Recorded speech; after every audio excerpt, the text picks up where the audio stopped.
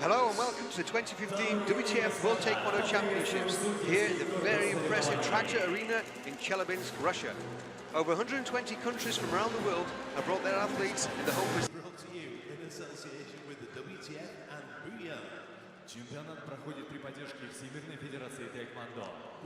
Okay, the first of this evening's semi-finals is Jingyu from China versus Svetlana Wu-Igumenova from Russia.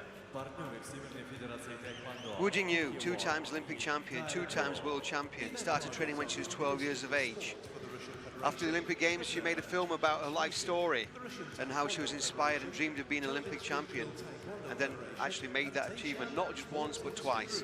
Absolutely phenomenal player. This 28-year-old started training when she was 12 years of age and has really been the stalwart of this weight division since making her debut as a junior way back in 2004. Up against her, Svetlana Wu-Igumenova from Russia, Russian Federation. She's also 27 years of age. Tournament, as in this Chinese opponent, I think she will be a high-scoring round. She's definitely got the weapons. You know, she's quite often stated that her favourite kick is axe kick, where she, you know, it just goes up so rapidly and drops down, and bang, 3-point score straight away. Talk about ring craft and that sort of thing. She, you know, she seems to control the match. She tells the player where you're going to be, then I'm going to hit you, bang, and scores a point. And it doesn't matter who you are. She's no respect for new players coming through or, you know, other season's veterans. Right, they're just about ready now. Svetlana Wu-Igumenova from Russia versus Jingyu from China. There they are in the holding area. Minus 49 kilograms. Both athletes look focused and controlled. And now they're making their way to the contest area. And for the Russian Federation, it's Svetlana Wu-Igumenova. The Russian team see their athlete, their colleague coming out. There's a large Russian support out here today, so it's going to be large cheers.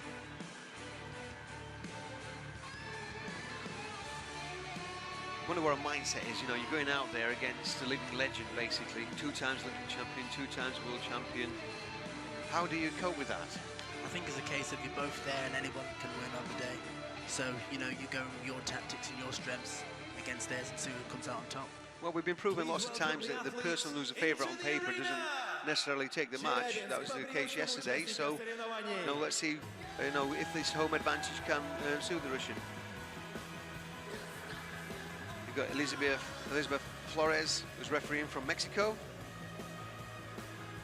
The officials are selected from continental regions that are not those of the athletes. So we won't have any Asian referees or European referees. They'll be coming from Oceania or Pan America.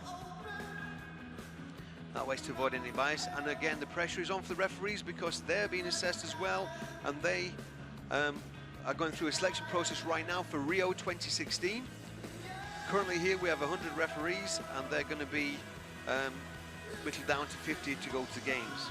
You could just see there the results from the matches to qualify. Both athletes are looking very focused going into this semi-final match.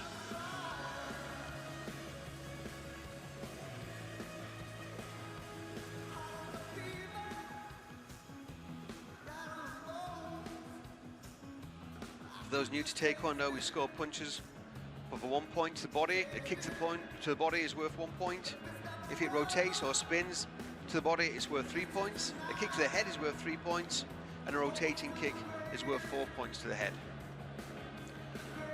The athletes are wearing the Hogu trump protector, which is known as PSS, the protective scoring system, and that automatically registers kicks that are both accurate and powerful.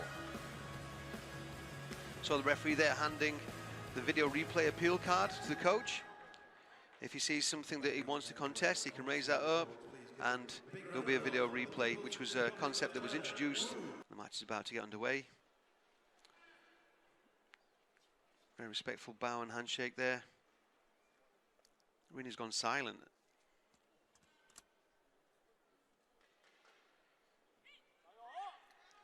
And the match is underway. Jingyu from China versus Svetlana Wu-Igumenova from Russia.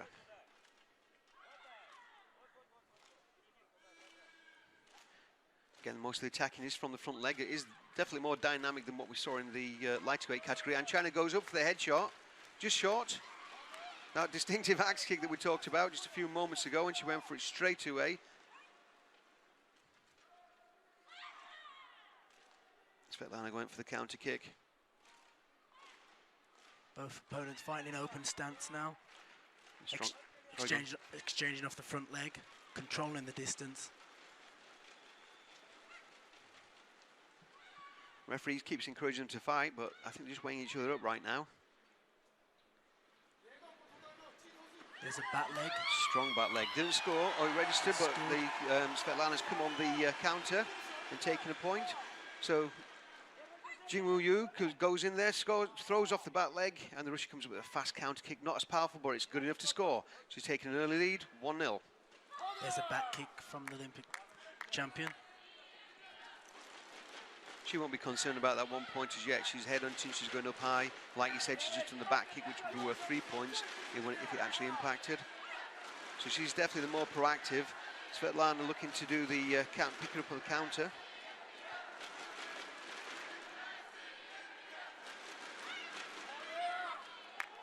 You can see she wants that chop chaggy axe kick.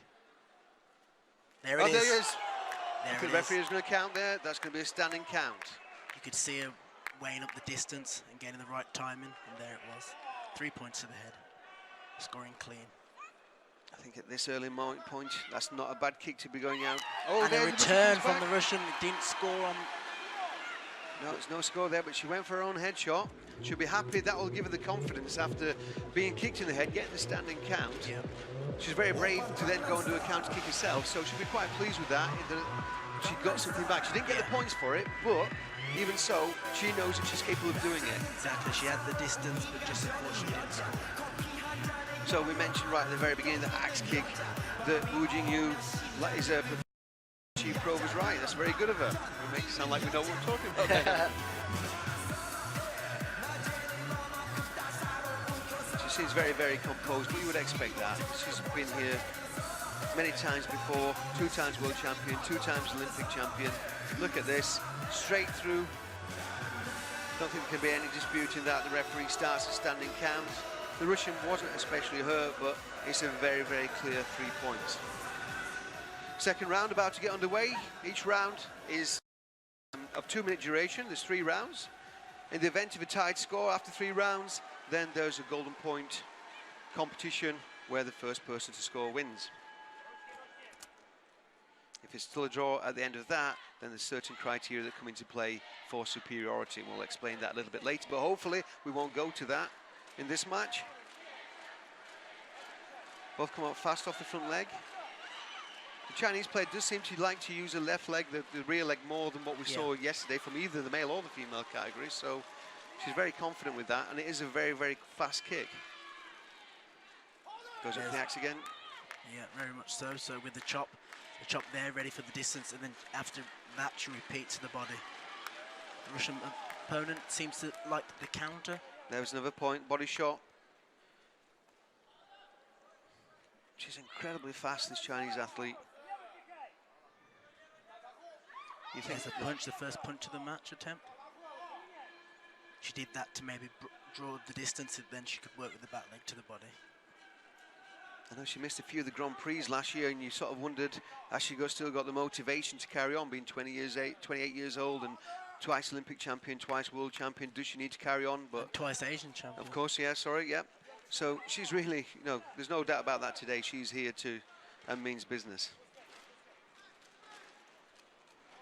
Tries the axe kick again, just falls short.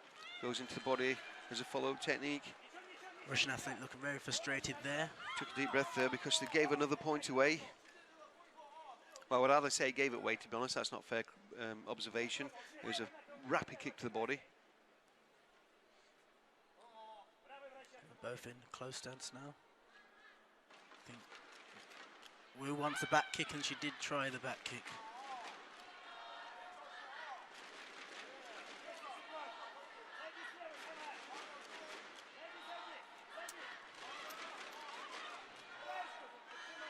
The second round's coming to an end now. 6-1 to Wu Jingyu of China. Just might to silence the spectators a little bit. I think they are hoping for a bit of a different result here, or a different score at this point. Well, 6-1, it looks good on paper, but it's not that big a lead really, Andy, is it? It's sort No, of, because, you know, a back kick or reverse to the high section could easily bring the match back.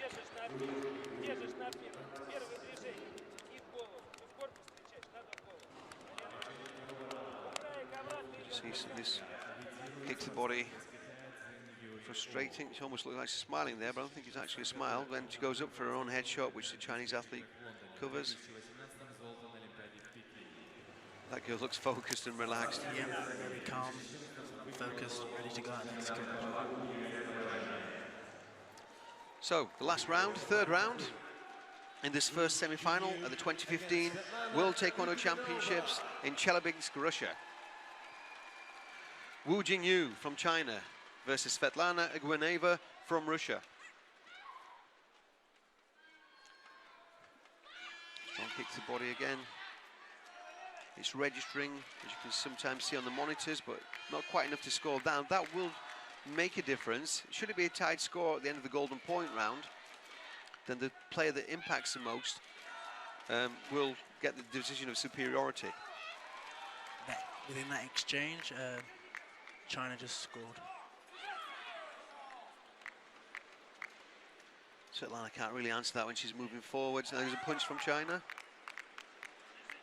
She can't really get near her. She's only scored the 1 point, which was quite early on. Knocked over there. Confidence going a little bit. Kyongo, or warning. 2 warnings, and your opponent's awarded a point. It's actually literally knocked over there. Good. 9-1.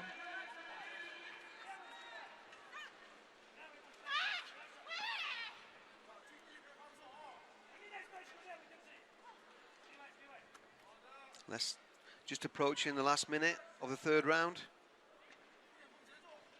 And if it goes as it is doing, we're going to see Wu Jingyu in the final again. She tries a chop again.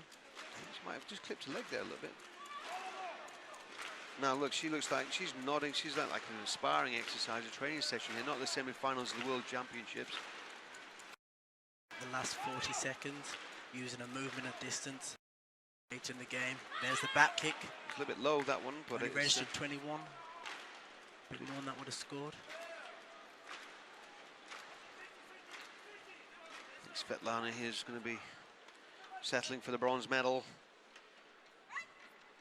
Maybe she hoped for more than that in front of her home crowd, but how do you fight somebody like this girl? Should get the Kyongo there for evading, you could say. There's the chop. Let's answer that back. So the referee says, you're not doing anything, then pang, just misses with that egg kick.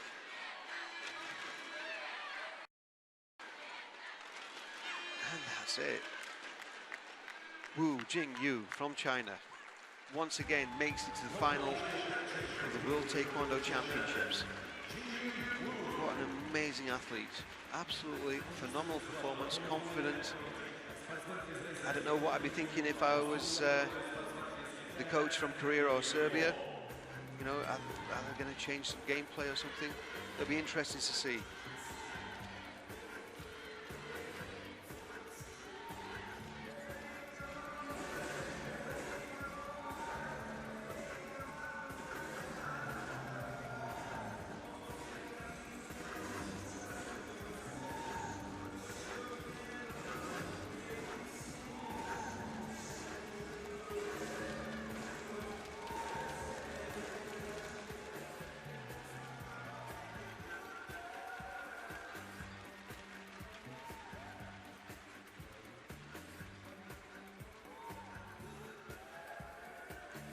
Wu Jingyu of China. Phenomenal athlete, very satisfied coach there. Possibly expected that, but such dominant style. You can see in the stadium here the officials